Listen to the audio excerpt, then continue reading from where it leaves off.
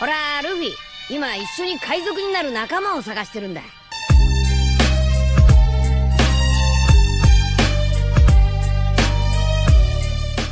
Hello guys, welcome to my channel The Wandering Zoro, your go-to destination for anime-related content. And if you're new here, don't forget to hit that subscribe button and turn on notifications so you never miss out on our latest videos. In today's video, we're going to be diving into part 2 of the series. So be sure to stick around until the end, and let's get started. The students of Class 1A stood in front of the giant facility as Aizawa-sensei went off somewhere to bring their mystery teacher. It looks like Universal Studios Japan. Kaminari called out. Just as he said that, their teacher came back. This is the unforeseen simulation joint. Like I said in the class, you'll be doing rescue training here. I'll let the specialist tell you the rest. Hello everyone, called out a hero in a spacesuit. I'm going to be your surprise teacher. Oh my god, it's 13, Uraraka gushed out. Your favorite hero? Izuku guessed. Yeah. 13's been my favorite since I can remember. Oi 13, where's All Might? He should have been here right now. Izuku couldn't hear everything, but judging by the fact that 13 put up 3 fingers, he assumes All Might had hit his limit for today. Anyway, 13 cleared their throat. I have something to say to you all, or maybe 2 things, or 3. Anyway, I have a lot of things to say to you all. You all know what my quirk is. It's black hole. Yeah. You've used to it, save so many people, Uraraka said energetically. It could just as easily kill someone. The general mood darkened at that. I'm sure a lot of us here agree with me when I say that our quirks, while great to help someone, could easily cause harm to others as well. In Aizawa-sensei's assessment test, you were made aware of your limits, and in All Might's class you learned how to use your quirks in combat. Today, you will be learning how to rescue people. With that, he bowed as the class clapped. They all stopped soon, though, and turned to see black mist in the center plaza. Wo Kirishima called out, fake villains. I thought we were doing rescue today. Aizawa-sensei cut him off. Those are real villains. 13. Get them out of here and contact UA. With that, he was off, taking down villains one by one. Pardon the intrusion, but we, the League of Villains, have invited ourselves to the home of the heroes in order to end the symbol of peace, All Might. One of 13's finger caps opened as she tried to suck in Kurogiri, but had to stop when Kirishima tried to jump the villain, and Bakugo had to pull the redhead back by the legs to avoid being sucked in by the villain. Don't get in The prose way, you idiot, the blonde roared. But the damage was done. In the few seconds everyone had been distracted, Kurogiri's smoke had surrounded everyone, and one by one their classmates started disappearing in purple clouds. There was a bright flash of light, and everyone turned to see Izuku with his blade stabbed into the ground, releasing a huge wave of light to stop Kurogiri from splitting the class anymore. 13 tried to attack again, but was taken down when Kurogiri warped her black hole suction at her own back, shredding the suit and her back. Izuku slashed with a huge blade of light, but it just passed through the smoke harmlessly. The green-haired teen glanced around quickly to assert the situation. 6 of his classmates plus him were still here, and the rest were still within the USJ, judging by the sudden appearance of ice at the landslide zone and the explosions in the fire zone. He launched a few solar slashes, a much smaller form of the solar flare he had used against the slime villain, before jumping back to his classmates. Uraraka-san, Hagaku-san, and Shiro-kun, please help 13 out. Shoji-kun and Sato-kun, break the door when I give the signal, please. Ida-kun, I need you to get out of here and alert the pros. While the other 4 moved immediately, Ida started protesting, saying it would be shameful and unheroic to leave them in this moment of peril. I get that, Izuku interrupted, but the most heroic thing you could do right now is get us help. If we want this moment of peril to eventually end, we need the heroes. The only one with the speed and endurance to get them on time is you. Faced with the cold hard truth, all Ida could do was nod before getting in position. Foolish to discuss your plan in front of your enemy, Kurogiri's voice boomed, but I suppose you have no choice there. Now, yelled out Izuku before releasing the brightest flash of light he possibly could from his hands, right into Kurogiri's face. At the same time, both Sato and Shoji put all their strength into forcing open the metal doors of the USJ, leaving the path open for Ida. With a roar of his engines, the bespectacled teen was off, Kurogiri had retreated too, leaving Izuku with his classmates and the injured 13. Hagekyu-san, Uraraka-san, and Shoji-kun. Get to the announcement box and tell everyone who got warped that they have to come back here. Be as vague as possible to avoid villain ambush, please. The three nodded and made way to the nearby watchtower. What are you going to do? Asked Zero. Izuku replied by taking out his blade and activating his flow state. Thin the herd. Aizawa-sensei. No Eraserhead was taking down the grunts one by one, but he was starting to slow down. All the villains looked up, though, when they saw a bright comet passing by above. They started to run away when the comet turned towards them. With a bang, about 20 villains were knocked out as Izuku Midoriya stood up from where the comet had landed. Yo, he said with a grin. What do you think you're doing, Eraserhead? Said furiously as he kicked a villain in the face before grabbing his head and banging it against another villain's head. I told the class to evacuate. Change of plans, Izuku grimly reported as he used his solar flare to knock out 3 villains before turning into a white blur that knocked out 8 more. The purple one spread most of the class among the facility, and 13 is down for now. At that moment, they heard Hagekyu's voice through the intercom. To all 1A members, the class pres has ordered you to return where you were split from. I repeat, return where you came from. That's one thing out of the way, Izuku muttered as he sidestepped a knife made of plastic. What even? Before punching the villain in the face. They did good. Good call, Eraserhead nodded as he looked towards the 3 main villains who hadn't moved an inch since Izuku fell their time to get the big fish. I'm trusting you to pull your weight since the HPSC figured you're pro level. Izuku just nodded. Man, I seriously hate it when pro heroes live up to the hype. The blue-haired guy with hands all over him groaned before suddenly rushing and grabbing Eraserhead's elbow. To Izuku's horror, it started to break, and Izuku could almost see the muscle below the skin before it suddenly stopped. He moved quick, punching the villain's arm to push it away from his teacher before bringing down the flat side of his blade to knock out Handaman in one clean strike. To his surprise, the man managed to grab his blade and actually pulled it out of his grip before throwing it away. Izuku retreated, stepping in front of Aizawa to cover the injured man. I'm guessing you the final boss, Izuku said with false bravado. Gotta say, the hand stuff is throwing me off. What's your villain name? Handjob? Handjob growled before suddenly smiling. I'm not the final boss at all, you brat. Nomyu here is. Nomyu. Kill. And then the Black Hulk ripoff moved. Izuku didn't know how in the world he managed to react, but he did, kicking Eraserhead away while using both arms to block the blow released by the monster. Normally, a punch would just phase through him, giving him the chance to counter. Training with Yagi-sensei, however, had showed something else. Hits that would impact his whole body rather than the arms or whatever, could very much send him back flying. Dagobah Municipal Beach had the trenches and the sand to prove it when he and Yagi-sensei had sparred, and the blonde man decided to go above his self-imposed 40% limit and really hit Izuku. The same thing happened here. Izuku was ripped off his feet and crashed through like 4 trying to stand villains and straight into the wall. He could feel the metallic taste of vital fluid in his mouth too. Well, this ought to be interesting. In a flash here. Get it? He was back in front of the Nomyu with a kick already aimed for the neck. He hit it with as much force it had unleashed around Izuku when he used 55% of One for All, but it didn't even so much as flinch, just absorbing the blow before putting its hands up to grab Izuku. Izuku had learned his lesson from the first blow, though, and jumped up before using the Nomyu's beak as a launch pad to land in front of his sensei, who was now done bandaging his arm and was ready to get back into action. Eraserhead, I'll deal with big, bad, and ugly here. You deal with the other 2, please. His teacher didn't even try to protest, instead opting to nod and leaving to do so after saying just one sentence. Be careful, problem child. Izuku ran in circles around Nomyu, trying to confuse the very clearly not intelligent creature. Out of the corner of his eye, he could see Eraserhead Sensei going back and forth, using his scarf to maintain distance while erasing both his opponent's quirks to ensure they didn't interfere with Izuku's battle. Speaking of Izuku's battle, the green-haired teen had to jump when the Nomyu had enough and stamped the ground so hard it actually released a small shockwave and cracked the ground below Izuku's feet. He leaped up, reaching for a nearby wall before using to spring himself towards the Nomyu.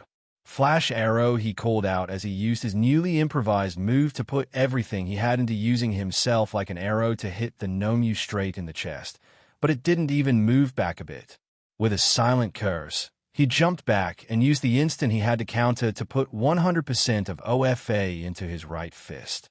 Detroit smash, he roared as his fist rushed at the Nomu, and coincidentally hit the exact same spot he had just kicked. To his surprise, it actually went flying for a bit before landing on his feet.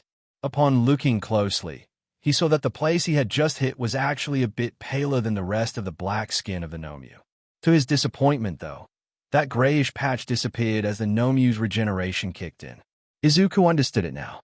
As long as he used enough speed and enough force to hit the same spot, the Nomu shock absorption would hit its limit at that spot and Izuku's hits would do the damage they should. Easier said than done. You'd have to be at the level of All Might or Endeavor's output of pure destruction and force. I'll do it then, he roared with a grin as he surpassed his limits right there. Overflow. Overflow was basically the flow state turned up to a 100. OFA and his original quirk danced together throughout his body at 100% each as he felt his body destroy and fix itself. Thankfully, it was happening so fast his brain didn't have the time to actually register the pain. Otherwise, he'd probably rolling on the floor, crying. The Nomu, not having the brain power to understand the tides had just completely shifted, rushed forward with its right fist cocked back for a huge punch like before. However, unlike before, when Izuku would have had to dodge to avoid becoming a Madopan cake, he just returned the punch and both their fists met each other midway. The roof rattled and the earth under their feet cracked as the impact of just that one punch released a shockwave that actually sent the unconscious villains closest to them flying away to the shocked Shigaraki and Eraserhead Sensei whose fight had continued till now. This meant nothing to both Izuku and the Nomu though, and the two monsters brought forward their other hand to take down their enemy, and then their free hand, and then the other. The barrage of punches they unleashed was so strong everyone in the USJ felt it in their bones, and it took everything. A lot of them had to simply not fall down because of the strong trembling. An earthquake? Questioned Gyro, who along with the dumb-eyed Kaminari and Momo had been making their way from the mountain zone to the entrance. No, Momo murmured under her breath. She knew this energy, had spent more than half her life with the user of this energy, and so she ran until her feet were on fire and she was able to look onto the central plaza. Sure enough, there was Izuku, exchanging blows with that black monster so fast that both the combatants' hands were blurs. Is that class rep her new friend? Nabai gaped as she made her way to where Momo was too. Is seriously holding up against that thing? Holding up? Did Gyro not see what Momo was seeing? In front of her own eyes, she could see her closest friend destroying his own body to fight something he should not even lay his eyes on for at least 5 more years. For anyone else, it would be hard to see anything through the blur of fists, but Momo was so used to seeing Izuku do things in a flash she supposed her eyes were used to it. Not exactly a good thing in this situation, because she could see that every time Izuku's fists met the monster's, everything after his elbow actually shattered, before reassembling within a fraction of a second into a fist that Izuku could throw again. This way of fighting could only result in disaster. As expected, the regeneration of his arm was slower by barely a second, yet this was enough time for the monster to land a proper hit on her friend.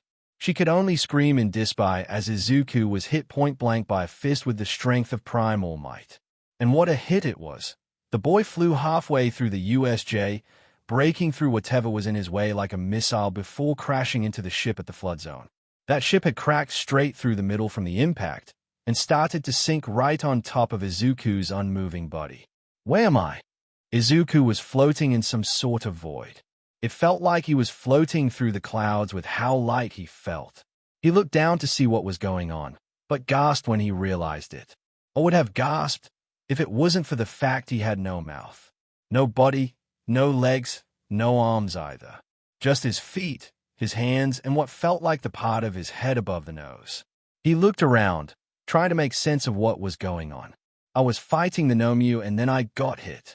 He tried to recollect everything from that moment he had taken the hit. He remembered that his body had started to hurt and suddenly, just for a second, he had frozen up because he saw Momo out of the corner of his eye, and she looked seriously freaked out. The last thing he had heard was her screaming too. I have to get out of here. Where exactly was here though? And how the hell was he meant to get out of here? Hello. He turned around to see a man shrouded in the same void that surrounded the two. He tried to speak, but was again stopped by the fact he didn't have a mouth. He just waved, slightly irritated by his lack of organs. I imagine you're quite confused, but we don't have the time to chat right now considering what's going on out there, the red-haired man said. As the man spoke, Izuku felt heavy, like he was being crushed from all sides. Around them, the world began to crack, and he could see blue light shine through the cracks and the weight on his body quadruple. No time. At all the man muttered before reaching out, no time to explain. Grab my hand to use my quirk and save your friends. Izuku was barely able to form a thought because of the sheer pain his body, visible or otherwise, was under. However, he did understand what the man said. Grab hand equals save friends. Without a second of hesitation, he threw his hand out to catch the man's, and the world faded to black again. Momo stood at the shores of the flood zone with Mineta, Gyro, and Uraraka. To her side was a pulley system she had just made using her quirk to pull the two halves of the broken ship apart. Tsuyu-san had been with them until she went back into the flood zone to find Izuku and get him out. Uraraka-san had already used her quirk on the pulley and the rope to make sure it was as light as possible to pull for her. Mineta, Gyro, and Uraraka to pull to ensure both her green-haired friends' survival. Behind her, she could hear the sound of explosions as Kitsuki and Kirishima battled the big monster that had hurt Izuku. She had been so much in panic, she only vaguely remembered Kitsuki's arrival, immediate questioning, and when she was unable to say anything but babble things, slap her to calm her down and get them to work. She had to admit, his crudeness could be helpful sometimes. The thought that she could save Izuku hadn't even crossed her mind until he had said that he'd hold the Nomyu, as it was apparently called, off until she got Izuku back in action. The faith he held in their friend, that he'd be back and ready to kick butt as he'd say, had opened her eyes. No one actually believed Izuku was gone. She had been the only one to react like he had left them permanently. She blinked the tears out of her eyes. She would confront this feeling later. Right now, she had to pull. Everyone fell to the ground again after the shockwaves from earlier when they felt a huge impact from the middle of the water under the broken ship. She dared to hope, and that hope was only reinforced when she saw a huge pillar of light be released from the spot she had seen Izuku fall through. Judging by the scream of hell yeah behind her, she knew Kitsuki had understood too. Midoriya Izuku was back. Izuku looked around. The first thing he saw was Momo and a few of his classmates tugging on rope connected to some sort of mechanism connected to the half of the ship that had ended up straight on top of him. He blinked, trying to make sense of what was going on. The entire world felt so beautiful. He could feel everything. The gentle gust of wind from the cracked glass above blew, and the gentle warmth of the sun painted him in a golden light. He turned to see the central plaza when he heard an explosion, but all he could see were vague shapes of the people there. His eyesight had gone so bad even the Nomyu just looked like a black blob. Wait, no. When Izuku tried to focus, everything went into HD. Like he had switched the video from 144p to 1080. He could even make out the individual expressions on the faces of the ones at the plaza. Kitsuki's grin, Kirishima's shock, Aizawa-sensei's relief, the smoke guy looking like smoke as usual, and the handyman's anger. Oh, Izuku was falling now. All he had to think was that he'd rather not go down, and his body stopped going down. I can float now? That's new. He looked back down when he heard a commotion. It seemed like Tsuyu had just come back from under the water and told Momo and the others something shocking, because they were looking up at him and they looked seriously upset. A flicker of something black out of the corner of his vision, and he turned to see his reflection, except it couldn't be him. Izuku's quirk gave him light powers. His whole motif was bright light moves, not this black lightning. But that's what he saw in the water. Izuku was floating. His legs up till the knees and arms up till his elbows were covered in some sort of black metal, and his whole body was releasing some sort of black lightning. Around him, the water droplets from his sudden rise floated, like frozen mid-fall. From his back, he could see 4 black ropes reaching out to the heavens, and there seemed to be some purple smoke mixed with them. His eyes, normally a bright green, were bright red, and he instinctively knew that this had something to do with whatever was going on with his vision. Grab my hand to use my quirk and save your friends. Was this the red-haired guy's quirk? The ropes and smoke felt like something entirely different, though. And black lightning shouldn't let him float like this. Izuku didn't exactly remember much of that shadowy place he had been in, but he vaguely remembered that there had been vague shapes behind the man, too. Before he even knew what was going on, his hand was up with an open palm, killing the momentum of a giant rock. Giant rock? He turned to see that the Nomu was throwing stuff at him. The rock he had just stopped, a lamppost, 8 or so unconscious villains, and 2 more big rocks. Wait, what the foo? To both his and everybody else's shock, Izuku was able to weave through the projectiles and catch the villains before descending to put down the poor guys before turning to his friends. I'll explain later, he said strongly in a voice that didn't quite sound right. Then, he jumped. He was there in an instant. With a quick flick of his fingers, Izuku released bursts of air pressure that tore Nomu's legs before dashing forward to neutralize the threat. Clearly, he still hadn't gotten the hang of this new power. He overshot the Nomu by a huge margin and ended up near where his sword had fallen. I wonder if, to his delight, when he picked up his weapon it shone with the same black energy as his body, with the black lightning and everything. Get down. By the time Izuku registered the warning in his head, he was already down in a crouch and his sword halfway in an arc to slash Handyman, who was angled in a way that he would have gotten Izuku's head if the hero hadn't ducked when he did. The villain, who was as shocked as he was, had no choice but to completely take the attack Izuku unleashed, sending him skipping like a rock in a lake. Tomura Shigaraki. Kurogiri's voice finally showed a trace of emotion. Don't turn away from me, you smoky piece of trash, Kitsuki roared out as he blasted the villain before putting his hand on some sort of metal collar. I knew you'd have a solid form. Otherwise you wouldn't have tried to dodge shitty hair up there, the blonde said with a bloodthirsty grin. Our hair's basically the same, Kirishima protested. Above, learning to trust these warnings now, Izuku leaped back to avoid the Nomu's large black fist from turning him mush. With a roar, Izuku swung his sword. Divine Departure.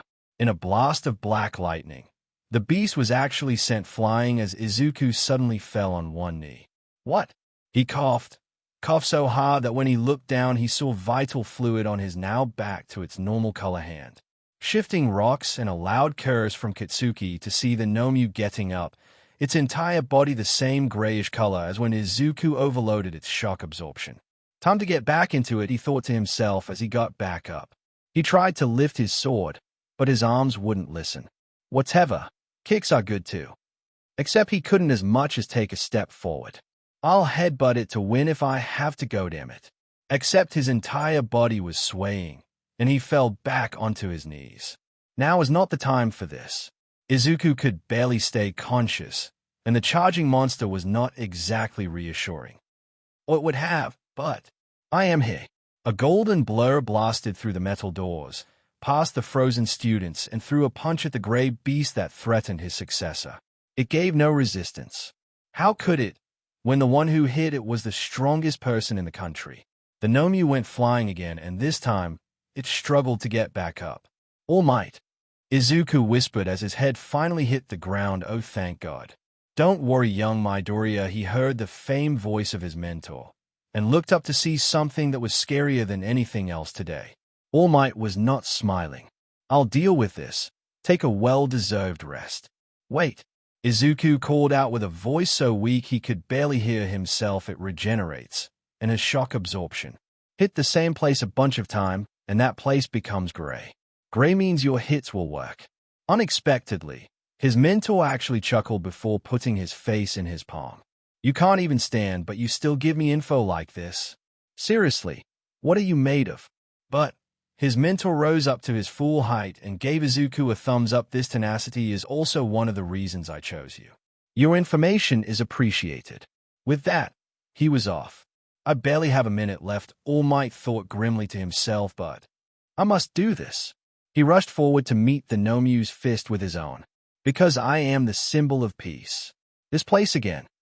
Izuku stood in the same void as earlier, looking around for the red-haired man or any of the others he had seen before. Yo, He turned around to see the red-haired man appear out of the void. He nodded, still not having a mouth. My name is Shanks. I was the third user of One for All. Ignoring the stunned Izuku, the man came up to Izuku and put his palm where Izuku's mouth should have been, and to Izuku's relief his mouth was back. What did you just do? I have no idea, the man said with a chuckle. I have no clue how any of this works, kid. Anyway, he said, changing the topic, you must have questions. I'm here to answer them. Izuku's eyes slowly fluttered open to see the white ceiling of what he knew was UA's infirmary. Finally awake, Sonny. He turned to see Recovery Girl approaching to check his pulse and pressing various joints and asking if they hurt. After that was done, she gave him a nod and sat back on the stool. You're all fixed up, kid. Your classmates have already all been sent home, and there won't be any classes till next Monday. Izuku nodded and finally stood on his own 2 feet. He was wobbly, but it was probably because of him being in the bed for so long. What happened after I fainted? He asked. All Might and the rest of the staff came and cleaned up. They said that the Mist and the Hand villains made it out, though. That Nomu thing got taken by the HPSC.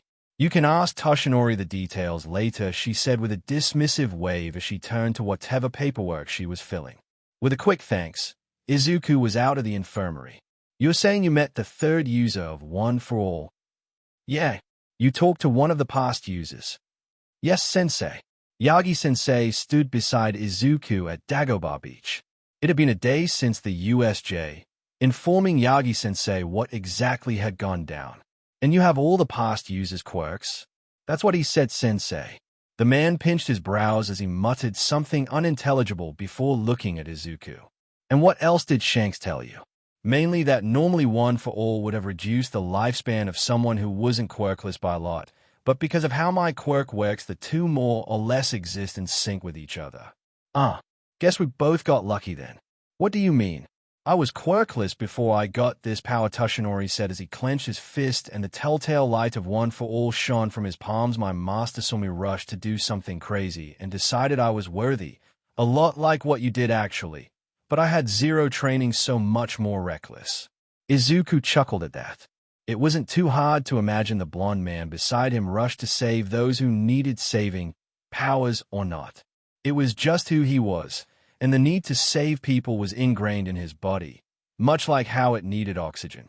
Anyway, Izuku said, looking up as he saw the sun rise from the horizon. Shanks said that even though I should have them all now, or rather have to unlock them one by one, I wouldn't be able to use them all unless I really need to. He told me to focus on his quirk, Haki, for now because it would make it easier to learn the rest. Toshinori nodded. Red-haired Shanks was a very famous pirate from more than 100 years ago. Izuku turned sharply. Shanks-san was a villain? Oh gods no, he sputtered. He was a very good man. He was only ever noted to steal from those who were cruel and villainous. He even ended a war between pirates and the Marines as a third party back then, and because of the sheer respect he had from both pirates and Marines, they had no choice but to agree. How do you know all this? Toshinori looked down at his student with a grin. Being the #1 hero means I have access to a lot of resources, young Midoriya.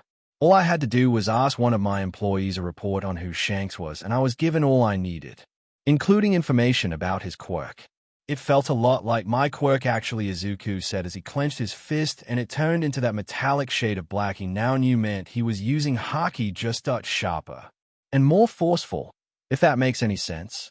From what the man once said during an interview with a reporter called Morgan's, he said his quirk is literally him enforcing his will on others, on his own body, his senses, or even on other people. They say that those with a weak will would not be able to stay conscious if he as much as walked near them. Izuku whistled. Think I'll be able to do that? That power has only grown stronger inside One for All, young Midoriya. It will be harder for you to not knock everyone out through sheer presence. Even that tiny amount of Haki covering your hand is emitting enough waves that I'm having to actively stop myself from transforming. Sheepishly, Izuku deactivated the Haki and put his hand back into his pocket. So what now? Now they both turned to see a certain old man in a yellow hero suit with a walking cane exiting a car. You train with me again, kid? Oh hell nah. A few days later, the students were back in their classes. Most from 1A were displaying their regular behavior. Whether it was due to them being mentally strong, or due to the fact that they didn't actually know that Izuku had almost died, was unclear. There was one student other than Izuku and Kitsuki who knew though. For this past week, Momo Yorozu had felt nothing but worry. She couldn't get the sight of Izuku's unresponsive body crashing through that ship and sinking with it. The thought that he could have really died there paralyzed her every time that she thought it. They had talked quite a bit on call and through text, but that had done little to assure her, until she saw him with her own eyes, actually knew that he was really fine. This knot in her chest would not disappear, which is why when he walked through the door with Kitsuki, going off about how he didn't want the 10th anniversary special All Might banner as much as needed it, she finally relaxed. Oh, thank God, she mumbled under her breath as she hunched over the desk and stopped herself from crying tears of relief. You good, Momo? She jumped a bit, startled to see that the boy she had been so worried about right in front of her, palm on her forehead as he looked at her in concern. If you don't feel at 100% yet, you should go to the infirmary and rest up, he said as he pulled out a thermos with green tea from his bag and handed it to her. Have some. Mori-sensei said that it's great for relaxing. She felt like screaming that he should be the one resting after a fight like that, but could only accept with a small smile as he leaned on Mineta's table and looked at something on his phone. She opened her mouth to say something, but was interrupted by a shout of Midoriya-kun. Both of them looked to the door to see Uraraka-san charging in before stopping right in front of Izuku. You're fine, she said as she put a hand on her heart. I was so worried about you. Oh, Izuku said as he scratched the back of his head awkwardly. Thanks, Uraraka-san. I was worried about you too. She flashed a smile so bright it actually looked like she had glowing teeth before she turned to go back to her desk. Momo couldn't help but feel a tightness in her chest again, albeit a different kind. I am. Izuku and his friends whipped around to the door to see what was going on. Here to ask Midoriya-shounen to lunch, All Might Sensei said as he suddenly appeared with a burst of wind while bowing. It's like a maiden. Uraraka chuckled. Izuku looked at his friends for confirmation, and at their nod, he went off with All Might. So, your time went down by 30 minutes, Izuku sighed as he sat on the couch in front of All Might's chair. It took a week for me to be sure of how much time I lost, All Might said. Not really looking upset. If you'd weakened it any less, I'm sure I'd have lost at least an hour, kid. You did good. Izuku nodded. Now then, on to the actual reason you're here. I hadn't mentioned it yet because I thought that the threat was gone, All Might said as he sat down with a heavy sigh. I'm going to tell you about the true origins of One for All. Class rep, we need your help. Izuku looked up from his seat to see that the classroom door had been blocked by a sea of students. What's going on here? He questioned as he walked to the door. What can we do for you all? They are here to scout the competition, Kitsuki said as he stood behind Izuku. We're the class that fought off villains after all. Now that you've seen what actual pro material looks like, get out of the way, he said with a sneer on his face. Immediately, the crowd of students started yelling and throwing insults. Whoa, no need for all that. The sea of students parted as a purple-haired boy made his way through with zero resistance. I just wanted to see the kid named Mineta Hitoshi said with a friendly smile. And to everyone's surprise, his voice sounded a lot like a girl's. When Mineta heard he'd been called, he ran up to the door, probably thinking it must have been a beauty who had fallen for his irresistible charms. Where is the girl I need to save, he said in a voice he thought was suave but actually sounded squeaky. No girl today, I'm afraid, Hitoshi said in his normal voice as he squatted to get down to Mineta's height. Sorry for the false hope, but I just wanted to see what you looked like myself before the festival. Mineta looked confused, before paling. No, are you? The taller purple-haired teen looked confused for a second before turning to give Izuku a wry smile. It'd be too unfair if he didn't know, Izuku said as his friend stood back up to his full height with a chuckle. He turned back to Mineta. Yes, I'm Hitoshi Shinso, and I am the one who is after that seat of yours. With that, he turned and walked back through the yet again parted sea of students. May the best man win, he said as he waved a hand. Class 1B will destroy you 1A elite wannabes, a blonde guy randomly shouted once Hitoshi was gone. You're welcome to try, Izuku said with a smile that didn't quite reach his eyes. Oi! Tetsu yelled as he grabbed the aggravated blonde by the scruff of his neck. Sorry about him, he called out to Izuku, who just nodded, this time with an actual smile. We have one of those too, he said as he gestured with a thumb to Kitsuki, who looked annoyed by the sudden stray he had caught. You high mighty one, students must think you're hot stuff after defeating those villains, the blonde guy said as he broke free from Tetsu's hold, but don't let that get to your head. Wait. He was interrupted by the cold gaze of Izuku Midoriya. Kuki, get to our heads. He questioned. His gaze roamed over all the muttering students. Is this what you all think? Some of them shrunk back under his gaze, but others walked forward. We wanted to knock you down a peg. We're sure your heads are inflated. Hero course guys like you always have crazy ego. Look at that blonde guy.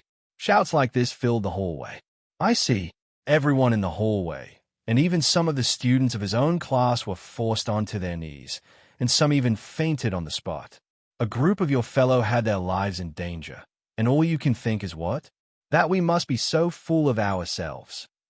He wasn't really aware of it yet, but waves of haki were rolling off of him because of his anger. By just taking a step forward, most of the students were collapsed on the ground. We almost died, you fools. How can you? He was interrupted by an approaching fist. Behind. It was easy enough to dodge and grab the arm, but he couldn't help but gasp when he saw who it belonged to. Momo? You need to calm down, she said with sweat pouring down her head. He looked around her to see that his whole class minus a few like Todoroki and Kitsuki were on the ground, panting. He blinked as he felt his anger disappear, replaced by guilt. I'm so sorry, he whispered. I am so sorry. It's not your fault, she said as she let go of his arm. I was gonna do something too. Just not that. They both looked through the doorway to see the situation. Tetsu was one of the only ones standing, and at one point someone had brought Itsuka too. What was that? He asked, and Izuku could see some metal on his hands and legs. I lost control, he said, ashamed as he turned around. He couldn't bear to see that look of fear in both of their eyes. I swear, it won't happen again. Midoriya, he heard, and tensed when he saw Todoroki approach him. You did the right thing. Izuku did not expect that. Who? While I can respect wanting to come into the hero course, completely disregarding the emotions felt by the ones attacked is moronic, the jewel-haired teen said without mincing words. Extreme you may have been. I can clearly see that you did not mean for this to happen. There's no need to feel guilt for protecting your friend, Kirishima said with a grin as he approached too. He saw the now basically recovered Class 1A nodding their thanks at him. You guys. And so, the time to prepare for the UA Sport Festival started. We're up in 5 minutes, Izuku announced as he walked into the waiting room. Everyone line up in order of seat numbers. Midoriya. Izuku turned around to see Todoroki-kun walking towards him. Considering your powers and analytical ability, you are the most likely to win this. Izuku's head tilted to the side in confusion. And All Might has his eyes on you. He just gave me some pointers on avoiding collateral damage, Izuku said casually. Not all of us can just make big ice walls after all. I don't plan on prying, Todoroki said, but it just means that I have all the more reason to beat you. Izuku actually chuckled at that. There was nothing funny in what I just said, Todoroki said with a frown. You're gonna have to reach me first, Todoroki-kun, Izuku said before turning his gaze towards their annoyed classmates. Believe it or not, there are more than 2 people in our class, not to mention the entirety of the first-year population. Todoroki said as if he understood his mistake. I apologize. I did not mean to disregard everyone. Hey, I will beat you all before beating Midoriya. The distinct sound of palms hitting foreheads was what rang throughout the room. Welcome to the UA Hero Festival. President MIC's voice called out as 1A finally reached the tunnel's opening to start off. Let's cheer on the fledgling heroes. First, the stars who overcame a villain attack all on their own. Class 1A. Amidst a storm of cheering and clapping, Izuku led his class to the middle of the stadium. Next are the hidden gems. They haven't gotten much screen time, but if you ignore them you'll regret it. Here's Class 1B. After that, President MIC introduced Classes C to K flamboyantly. Time for the pledge. Midnight Sensei announced, representing the students as the top ranker of both the hero and the general test, Izuku Midoriya. Everyone, hey. Izuku began, is sure to be strong. The ones from the hero course. The ones from the support course. The ones who were put in the general course. I don't think the business course really cares about the fighting, but them too. Everyone here knows that it's not easy to get into UA. But we all made it here. And I'm sure we'll all go ahead with the same drive as we had to get here.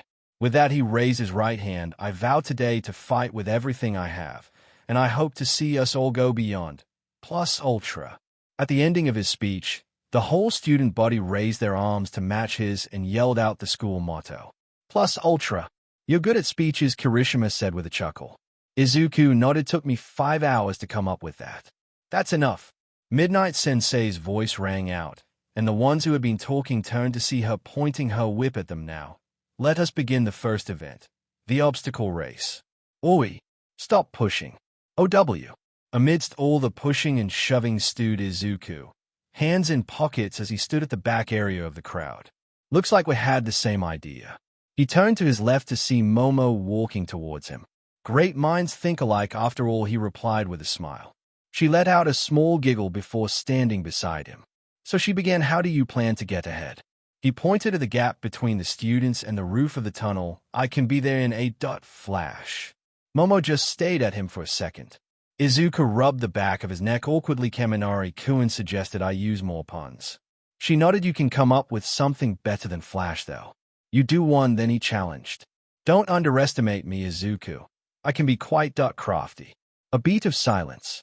I give up, he said as he raised his hands. Once the festival is done, I'm asking you for a list of these. Anyway, how are you planning on getting up front? Rocket roller skates, she said casually. Rocket what now? Start. In a flash of light, Izuku sprang up into the air and kicked off. And they are off. It was a tight fit, but Izuku was able to do it. He launched himself through the gap above the students and landed in a roll to see Todoroki freeze the 0-pointers from the entrance exam. These guys again, he mused, well, they're easy to blast through so. He closed his eyes, channeling one for all and glint through his body. 15% one for all. Full flow. Flash arrow. In another flash of light, he launched himself straight through a falling 0-pointer before batting away a couple of 3-pointers with a single swing of his left arm. Since MIC Sensei just announced the second obstacle, I guess Todoroki-kun's already there. Well, he thought to himself as he hopped in place to warm up his legs before crouching. Nothing to worry about. Rather than a quick burst of energy, he went forward at a constant speed so fast it looked like an arrow made of light launched from a bow. Flash arrow, long version. Truly, his move's naming sense was like no other. He completely skipped the whole tightrope thing and most of the minefield before finally slowing down. And then, because he felt like giving his classmate a migraine would be fun, he sent out flicks of light energy from his fingers on all the mines in front of Todoroki. Obviously, they went off. Todoroki plus Kitsuki, Momo, Ida, and a blonde 1B guy whose name Izuku didn't remember S-form were all hidden in a spectacular explosion of pink smoke. Due to the rule of plus aura when not looking at explosions, Izuku didn't see that. What he did see was the entrance back into the stadium and the crowd cheering him on as he ran in and got his first place.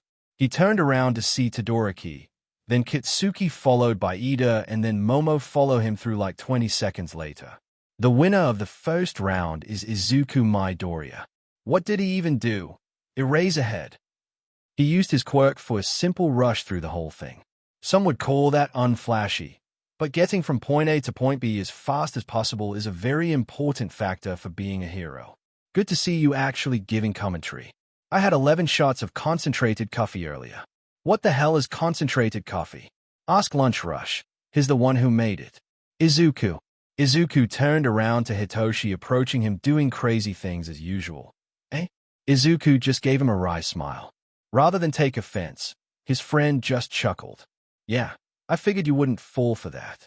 Kitsuki might, depending on what you insult, Izuku said with a grin as he looked at their friend, who was arguing with Todoroki about something. He's been complaining that is shorter than me since middle school.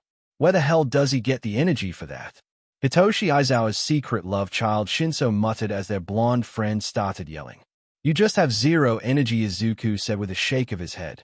Not my fault I'm an insomniac, he muttered. I've offered knocking you out multiple times. I prefer my face looking like a face. Thank you very much. I'm screwed, Izuku thought to himself as he saw everyone give him looks of hunger when they heard the whole million points thing. Couldn't have been 1,000 or something. Directly jumping to 1,000,000 feels excessive. Well, he honestly didn't mind doing it alone. But figuring out a way to stay in the air the whole time might be tricky since he can't use the 7 TH's float yet. You. Number 1. Let me into your team. He turned to see a pink-haired girl approach him while decked out in equipment. Could you tell me who you are first? My Hatsune, support course. I came here because being with you could get my babies a lot of attention. While Izuku internally wondered if she had a baby in that bag that she planned on throwing or something, Uraraka came up to him too. My Doria-kun, let's team up.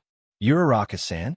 He said with slight surprise, you did hear that I have a target the size of Mount Lady on me, right? It'll be fine, she dismissed. Besides, it's best to work with people you can get along with. True enough, he muttered. One more then, and he knew just who to bring. Momo. Izuku called out, will you join my team? Momo, who had been walking towards Todoroki, turned around to face Izuku. You still have space in your team? She questioned. That makes no sense. Izuku arched a confused brow. I have a 1,000,000-point bounty on my head. Almost everyone is staying far from me right now. That's not smart, Momo scoffed. At the very least, our classmates know how strong you are. Yeah, well. Izuku trailed off before getting back to the point anyway. Will you join us? Momo gave him a smile. Of course I will. And so, the second round of the UA Sports Festival is about to begin. Momo shifted uncomfortably on top. I still think it'd have been better for me to be a horse rather than be the rider. She stated, your quirk makes you perfect for parrying people who come close by. Izuku said from the front, Uraraka-san and I both have good mobility, so it'd be pointless for either of us to be up there. And what about Hatsune-san? I don't want a Hatsune, declared immediately. I just want to show off my babies. You said that earlier too. But did you actually bring babies to throw at people or something? Izuku questioned. Hatsune stared at him for a second before pointing at the rocket shoes she and Uraraka had on. Those are my babies. Momo giggled. Did you really think she was going to use children as weapons?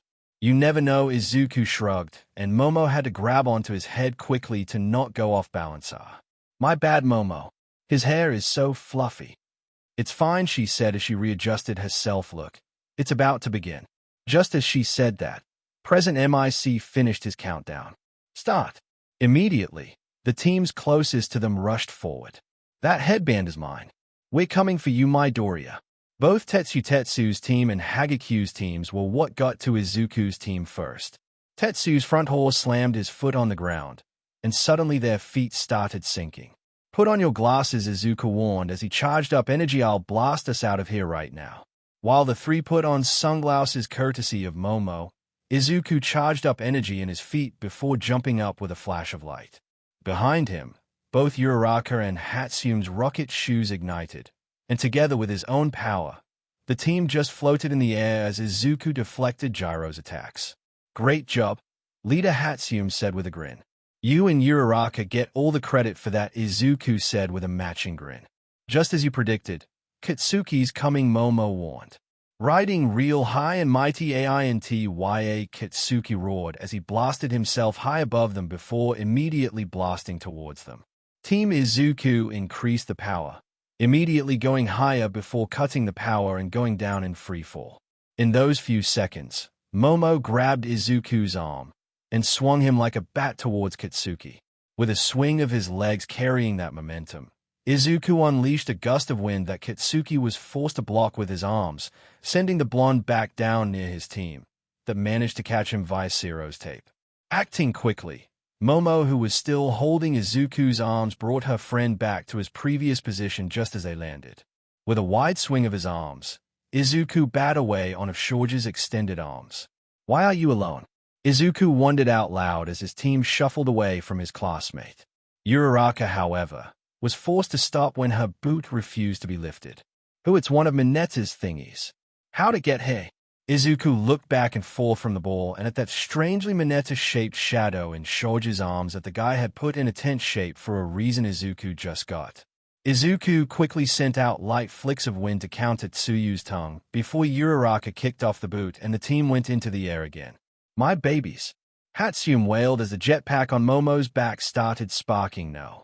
My babies! Izuku quickly landed them, and Momo took the jetpack off before the sparking would get anyone hurt. Don't cry, Hatsune-san, she said quickly. It just means you can make them that much better next time. Somehow, that worked. The inventor's expression did a 180, and she gave Momo a nod as she looked forward. Oh, the intense one is coming. True enough, Todoroki and his team were rushing to get in front of Izuku's team. Well then, Izuku said as he raised his right arm covered in blazing light. Momo and Uraraka-san, try to find a way to get us back into the air. Hatsume-san, please give me that double lens glove you were talking about earlier. Mai made a claw motion with her hand and gave Izuku instructions as he fiddled with it to put it on just as Todoroki's team finally reached them. It wasn't anything crazy, just a metallic glove that had 2 lenses at the center of the palm area and 1 at each fingertip. Izuku shook his hand to see how the glove felt in his hand, and smiled when he felt it fit perfectly. He decided to test it out, and aimed straight up before channeling his quirk. To everyone's surprise and his absolute delight, it let out a beam of constant light. Well then, he said, as toned down the intensity by fiddling with a button Mai pointed out for him and aimed it straight at Todoroki team's front horse. Your move. From Ida's right, a sudden black claw shot out. Without hesitation, Izuku unleashed a beam much weaker than before, but completely able to weaken Dark Shadow to the point of the quirk having to go back into Tokami. Todoroki sent out ice from his foot, but it was easily blown away from a swing of Izuku's other hand. You're not gonna win with half power, Izuku said firmly. He ignored Momo and Uraraka's protest of his taunting in favor of looking at Todoroki's face, and the anger it was displaying right now. I won't use fire in combat, Todoroki said with gritted teeth. Then I've won, Izuku said firmly. Laser gloves still pointed straight at Ida unless one of you has an ability they conveniently haven't used yet. Ida narrowed his eyes before saying something to Todoroki, and the whole team suddenly braced itself. Momo, he warned to his rider, you have it ready, right? Yes, she said confidently. There's no way they'll take it. In front of them, Ida's engines roared with blue flames as he leaned forward before calling out the move's name. Recipro burst. In a blur of speed so fast that neither Uraraka nor Mai were able to keep up with, Team Todoroki rushed at them, and then they were past them. Breathing heavily, Ida looked up to see if Todoroki had grabbed the million-point headband. What he saw did not give him hope. It was Todoroki clutching a headband that had "000" written on it. Not only that, his own headband was missing. The two turned together to see Urizu still wearing the real headband, secured to her head by some type of black straps that had been hidden by her hair and the fake headband. Below her stood Midoriya, with a victorious grin on his face and Team Todoroki's headband in his left hand. Midoriya, are you All Might's secret love child or something? Am I what? Todoroki-kun, are you messing with me? Izuku asked, too taken aback to laugh. Looking at Todoroki's expression, he could tell he wasn't. Izuku sighed and took out his wallet. You see this photo? He said, pointing at a family photo in the front part of the wallet. The man with my mom and little me is my dad, Hisashi Midoriya. He was a detective, and he died saving me and a few others from a kidnapping. Todoroki stood there for a second before bowing slightly. I apologize for any offense I may have caused. Izuku put the wallet back in his pocket with a smile. No worries. I can see why you'd ask that, since both I and All Might tend to punch things hard. Todoroki stared at him for a second before his eyes widened. Could you show me the picture again, please? I'm not sure. Izuku stood there awkwardly, holding up the photo while Todoroki peered at it from like 1 centimeter of distance. I've seen your father before at my house. He finally said. Yeah, that makes sense. He said his work with Endeavor a lot since his old station was near your dad's agency. No, I first saw him during my brother's funeral, Todoroki clarified. But oh, I must thank you and your father, Todoroki said, with another. Oh, wow. Did you learn all this bowing from Ida-kun or something? Why are you even thanking us? Though what do you know about quirk marriages? Quirk marriages? Illegal. Used to make kids with strong no way. Todoroki nodded. Yes, I as well as my siblings are all products of a quirk marriage. Wait, but, like I said, they're illegal, right? They are. Do you really think that matters when the one doing it is the number 2 hero? Holy cow. It was hell for the first few years. Todoroki said, until my brother Tuya died. After that, my father got worse. And then he got better. Better? Yes. I'm not sure about the details since I was young, but your father would come to my house and talk with my father about things. A month after my brother's death, he sat the three of us down and apologized to us, and asked us what we want for the first time. Todoroki for the first time had a small smile on his face now. Your father is the reason I can call Endeavor father now without wanting to punch the wall. So, thank you. Izuku waved his hand dismissively.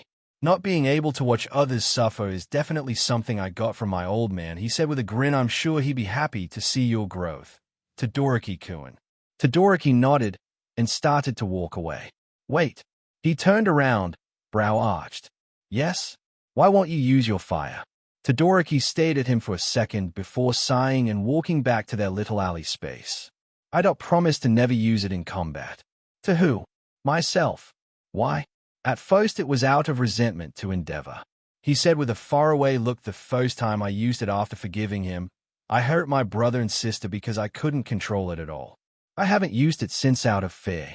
Wait, but if your control was bad then, wouldn't it have grown stronger by now? Yes. Todoroki nodded. That is true. That is why I don't want to use it. I don't want to hurt people the way he used to. Forgive me if this sounds rude, especially after you've laid your life out like this to me, but I think that's stupid. Excuse me? I understand being afraid of hurting your family or bystanders near you, but this is a hero school, and in 3 years we're going to be facing villains every day. You can't afford to hold back for this kind of a reason. Look at All Might. He could massacre everyone in the stands right now if he lands too hard. Does that stop him from being a hero? Todoroki's affronted expression changed into one of thoughtfulness before a wry smile took its place. You can't help but try to help people, can you? What can I say? It runs in the family. You've given me a lot to think about, Todoroki said. Finally, I'm not going to break that promise, but you're welcome to make me change that. First match of the third round. Mineta Minoru versus Hiroshi Shinso. Begin. Yo! Shinso called out as Mineta started sweating in front of him. You remember me? Mineta was able to squeak out a yes before going completely still. Now that we have you ready, the taller teen said, pacing back and forth in front of Mineta. What should I do? Spill secrets? Nah. From what Idiot 1 and Idiot 2 told me, you're a perv, so I'd rather not know. Make you hit yourself? Nah. That's not heroic, is it? He said with a glint in his eyes. I have it. Mineta, how did you get into the hero course? I asked my mother. The short pervert said emotionlessly. And how did your mother get you in? My mother is on the board of directors, so she slid out the person in the 19th slot for 1A and put me in. And do you know who that seat belongs to? Mineta struggled a bit, and Shinso glared at him and reapplied his quirk. Answer me. You? Yes. Now walk out of the ring while doing ballet spins. Hitoshi Shinso wins. What the hell did that kid even do? Shinso turned to look at the commentary booth to see why Aizawa suddenly muted both their mics and see them talk about something before making a call while glancing at a short lady in the stands who bore a striking resemblance to the still-spinning ballerina of UA High. He smirked. The ring was big enough for most people to not know what they were saying, but any capable underground hero surely would be able to read their lips to understand what they said. And that's what he'd been counting on. Yeesh.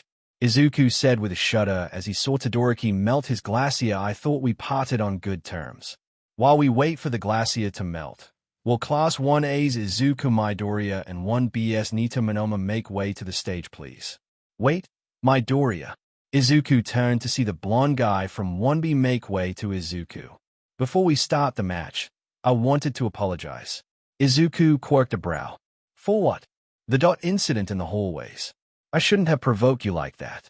Oh, it's all good. Izuku was going to walk off at that, but he saw the guy extend his hand with an expectant look.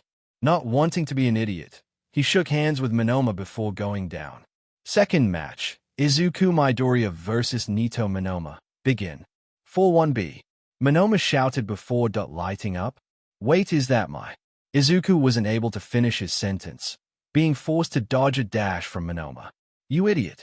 Monoma said, grinning like a maniac. I copied your quirk when I shook hands for you. Also, I take back the apology. Izuku shook his head with a smirk of his own. You think you've won? You haven't even touched me yet. With a snarl, Monoma charged forward into a blur of light that would have slammed into Izuku. If Izuku was a tree, Izuku had to admit, He'd taken his ability to change directions as granted till he saw Ida's quirk and its drawbacks, and definitely appreciated it more now that he could see Monoma dashing around like a mad bull, only able to start and stop, but not turn. It was only good sportsmanship that kept Izuku from saying "ole" every time he dodged. "All right, I'm done," he said finally before focusing 30% of One for All into his arm along with Haki. "I don't even need to go in a flow to deal with you." Bug swat smash. He hit the charging mass of light Monoma just as it got to him, and slapped him to the side so hard that he cracked the stadium wall with the impact. Izuku Midoriya wins. "You overdid it, Midoriya." Midnight reprimanded him. "He's the one who copied my quirk," Izuku protested. "That should be like a paper cut worth of actual hurt." The robot scraping him off confirmed the diagnosis of him not being actually hurt, and everything was resolved. As he entered the tunnel, he looked forward to see All Might in his skeleton form. "Bug swat smash?" his mentor questioned in a dry way. "It seemed accurate," Izuku said with a shrug. Mina Ashido wins by knockout. Tenya Ida wins due to ring out. Did I just watch a commercial? Momo Yorozu snatches victory from the jaws of defeat. My eyes are still burning after that flashbang, though. Did these two seriously knock each other out? We'll do a tiebreaker later. Uraraka is unable to move. Katsuki Bakugo wins. Time for the quarterfinals of the third round. First match, the quiet champion of his previous match, Class 1 CS Hitoshi Shinso. Hitoshi walked into the ring among cheers from the cheers of the Gen Ed class. Versus the guy who made an iceberg in 5 seconds. Class 1A Shoto Todoroki. Begin. Hitoshi jumped to the side, dodging the ice before it was even made before charging forward. Izuku grinned from the stands, understanding the strategy. An all-or-nothing gamble. Beside him, Momo questioned. "Yep." Down in the ring, Hitoshi ran past Todoroki after rolling past another ice barrage before sliding under another block that appeared at head level. Now at the dual-head teen's left side, he threw out a kick at his chest. A kick that was caught in Todoroki's right hand, and then frozen. He twisted his body, slamming his hand down onto Todoroki's head. The hit landed, and Todoroki stumbled back before regaining his footing and completely freezing Shinso. Shoto Todoroki goes to the semi-finals. Honestly, I don't think Shinso even tried to use his quirk there, because he knew Todoroki wouldn't respond after seeing how it would work. Aizawa-sensei said still, not even attempting to use it wasn't a good decision. Well then, time for the Acid Queen of 1A to go against her class's very own One-Punch Man. Izuku Midoriya versus Mina Ashido. Begin. Mina-san, Izuku called out. "Are you sure you want to do this?" Mina would have been offended, but seeing the grin on his face let her know he was just trash-talking. "Why? You afraid I'll melt your clothes off? You can try." With that, Izuku vanished from her sight, and she turned around with her hand up to spray him with acid. But he wasn't there. She looked back to where he had been to see he wasn't there either. "Above you." She whipped her head up to see Izuku falling down with a grin and a punch ready. She questioned if he had been the one to warn her. And then she fell unconscious. Mina Ashido is unconscious due to falling broccoli. Midoriya goes on to face Todoroki. "Your puns make me want to have 10 more shots of concentrated coffee. Still haven't told me what that is, by the way. I would need to know for that." It was honestly a good match, Izuku consoled Momo, who had just lost her match against Ida. She had used a good strategy, scattering caltrops wherever she could and using her staff to keep him at a distance. They weren't nearly heavy enough, though, and Ida was able to blow them out of his way with the wind his kicks generated at the second gear. One reciprocal burst after that, and Momo had been gently escorted out the ring. "I know, it's just frustrating," his friend said as she looked at Tetsu and Kitsuki's match half-heartedly. "You did great against Takumi, though." Izuku reminded her you figured out his weakness. "That was with your aid." Momo said miserably, "If I hadn't seen your quirks in combat during the second round, I probably would have lost there as well." "That's not the point," Izuku said as he saw her muffle the sound of a sniffle behind her hand, "and you don't have to hide it if you're upset by a loss. Especially not from me." She nodded and removed her hand from her face. "Thank you." Izuku sighed and grabbed her hand. "Hearing me ramble probably doesn't help, does it?" He leaned back into his chair, and looked at the stage to see Kitsuki end the match by flipping over Tetsu using his explosions and launching him out of the ring and into the wall. That concludes the quarterfinals. Let's keep this momentum going and start the semifinals round. For the first match, will Izuku Midoriya and Shoto Todoroki come down to the stage, please? Izuku sighed and stood up. I'm up. Momo nodded. Do your best. Izuku gave her a wry grin before turning and jumping off the stand with a burst of light. He went up slowly for a second, before falling to the ground like a comet. In front of him was Todoroki, walking out of the tunnel with a raised eyebrow. That was quite an entrance. This is going to be quite the fight after all, Izuku said as he cracked his knuckles and drew his arm back, already ready to fire off an attack. Izuku Midoriya versus Shoto Todoroki, begin. In an instant, Todoroki sent out a glacier as big as the one he used earlier to cover Izuku. The ice lasted for about 10 seconds. Then it shattered completely. Flow state, 20%. Izuku felt one-for-all flow through his body at 20%, pushing Glint past its natural limit. The fist he had caught back earlier had already been thrown forward, punching through the second ice barrage and sending Todoroki skidding by a bit. You didn't really think you could take me down like that, did you? Izuku asked as he looked at Todoroki. No, I didn't. Todoroki said as he raised his right hand and aimed straight up. You should be honored, Midoriya. Todoroki said as ice crystals swirled around his raised arm. I had to create a new move just to use against you. He made a fist and punched the ground. Frozen Blossom. Ice erupted around the spot Todoroki had planted his fist. Izuku charged one for all at 35% into his right hand, and swiped the air with an open palm to release a gust of wind.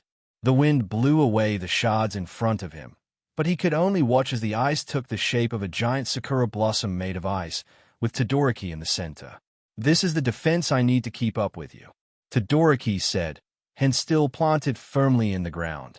Todoroki can't control his ice after he loses contact with it, Izuku thought as he channeled Haki into his senses to predict the next move. That means he's still going to pull some trick. Below, Izuku jumped up high, jumping from one ice pillar to another until he was standing at the side of one, hand glowing as it held onto the tallest pillar of ice. An AoE area of effect attack, Izuku muttered as he charged up Haki into his legs before jumping into the air. Two can play at that game. He felt gravity take hold, and started spinning as he put both his legs together, Haki coating his entire body below his waist. The crowd could only cheer as they saw a literal star fall down in a storm of black lightning. Falling comet. The formation Todoroki had created caved with almost no resistance. The dual-haired teen had to abandon all defense, and thrust his right arm back as he created layers upon layers of ice to cancel the force with which he had been flung back.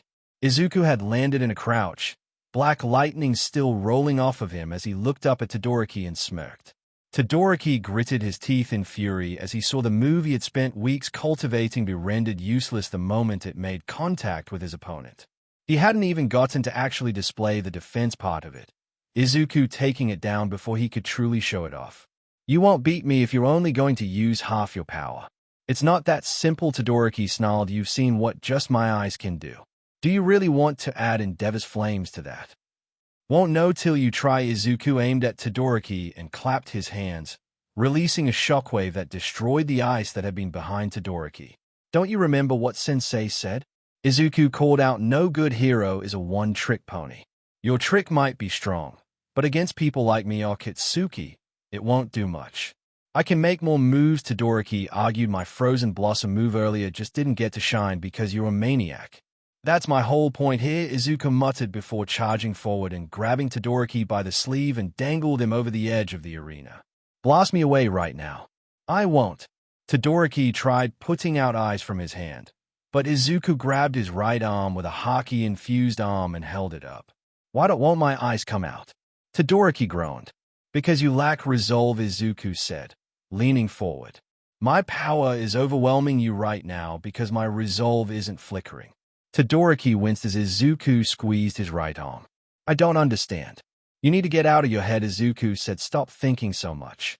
Stop listening to your brain. And start listening to your heart. What is it saying right now? I don't want to win. Todoroki said, I want to be a hero. Then become a hero. Izuku yelled at him, be the hero you know you could be if you just removed your restraints. I won't hurt people with those. Flames, Todoroki said through gritted teeth. Oh, for God's sake, Izuku groaned, it's your quirk. Train it to not hurt people. We've already talked about this. With an annoyed grunt, Izuku threw Todoroki towards the center of the arena. I promise you, I won't go down just because you light up a bit, Izuku said, crouching down to meet the down teen. Just try once. This is UA. They'll stop you if you go out of control, Izuku promised, just once. Stop thinking and just do. Todoroki didn't say anything, and Izuku thought that he might have knocked his opponent out for a second. And then he used it. A blast of flames shot into the sky. He saw Todoroki sit up and shake his head. You're crazy for this, you know? Todoroki had a grin matching Izuku's on his face. That's what I'm talking about, Izuku exclaimed as he dashed forward. 20% smash. Todoroki rolled to the side, releasing a torrent of flames at Izuku. Izuku jumped back with a blast of energy before swiping at the air with haki overflowing from his arms. Todoroki had to create his own blast of flames to stop himself from being thrown out. It's great that you're using your flames and all, but nothing's changed. Izuku informed him this match is still mine to win. We'll see about that. Todoroki tensed, flames and ice both rushing out of him like water from a dam. In front of him stood Izuku, no black lightning or white light in sight. I'm ending this, Todoroki said before unleashing his move. Flash freeze heat wave. Izuku took in a deep breath and threw his fist out. 100% Detroit smash. Neither noticed the walls Cemento Sensei suddenly put between them, or the pink mist from Midnight Sensei's quirk that was blown away from the blast. So, this was the end of part 2 of this series. Stay tuned for next part of this series, and if you like this video, don't forget to like, share, and subscribe to our channel. Until next time.